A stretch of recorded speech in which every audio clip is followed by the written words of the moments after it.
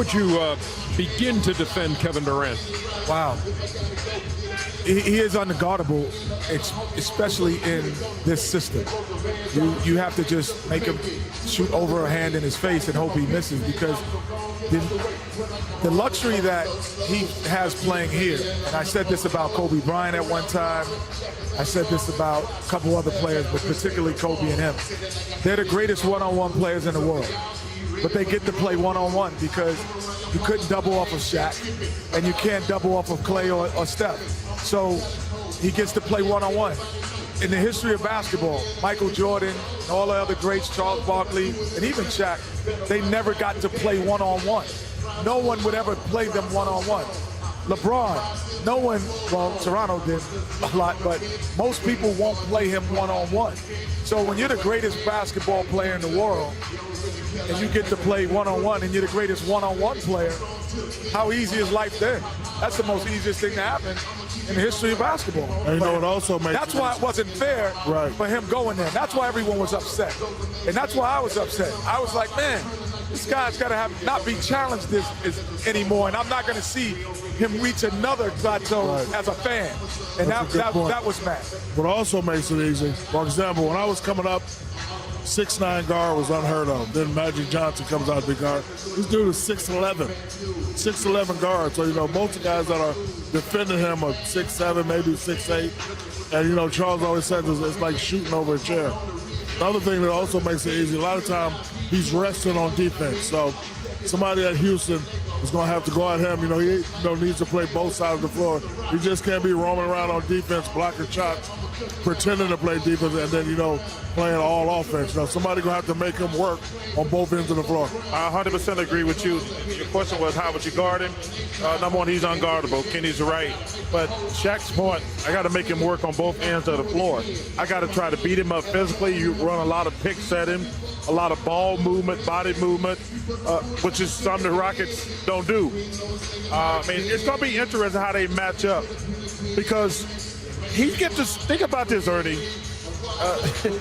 I don't know who he's gonna guard. A reason he gets to stand in the corner. He gets to stand in the corner and just like do nothing all night and roam around and block shots. He gonna play like a safety to help on James and Chris, but he don't have to play defense. That's a great advantage to have. Whether he guards Tucker or Ariza, I don't see him guarding Capella, but he gonna get the rest half the time of the game.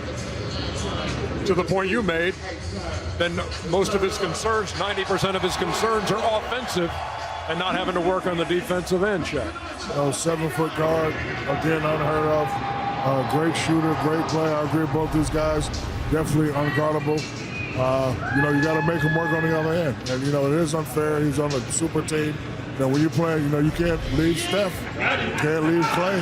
And if Draymond hit this shot, you can't leave him either. So, you know, it's just unfair. But the one thing good team for him to be on. The one thing you can do, the two guys people leave open is Draymond and Iguodala. I think you have to do that, and if those guys beat you, you have to just shake their hands. But they neither one of them are great shooters. They're streaky shooters, they're not great shooters. But I think that you have to say, hey, I'm not going to let Kevin, because he's going to have like a 6'6" guy on him. But the one thing about Draymond and Iguodala, they're smart enough to pass up shots. They pass up multiple three-point opportunities. And they dribble at you and run a pick and roll and hand it back to the person that can shoot. They never overshoot. That's what makes them get 70% of their shots are assisted, because they're a smart basketball team. And when he went to Golden State, it was unfair for the NBA.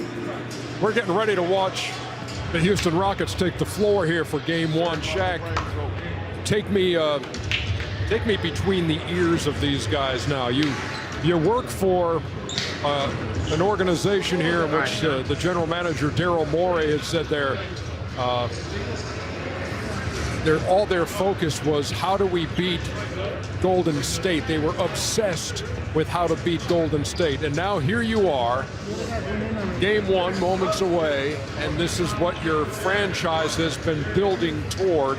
How do you get it done? Everyone knows to become a champion, you have to beat a champion.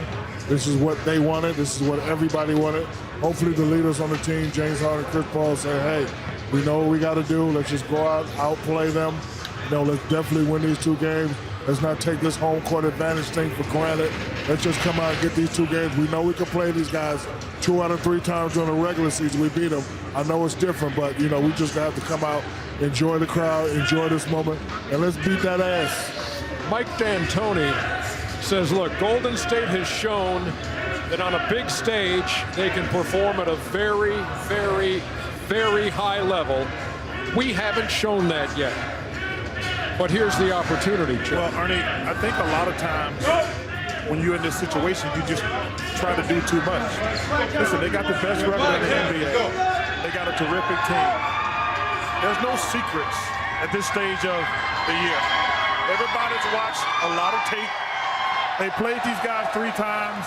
They've been watching them for the last 6 weeks. There are no secrets. But the game still comes down to simple stuff. I always believe if you win the rebounding battle and the turnover battle, you're going to win the game. Like the 3-point shooting thing, that's a streaky thing. But if you win the rebounding and the turnover battle, those are the 2 most important stats when I look at stuff. Houston's been a slight negative rebound differential in its first 2 series. Golden State has been a +6. The Rockets, meantime, have committed the fewest number of turnovers on average during the postseason. See if they can continue that against Golden State.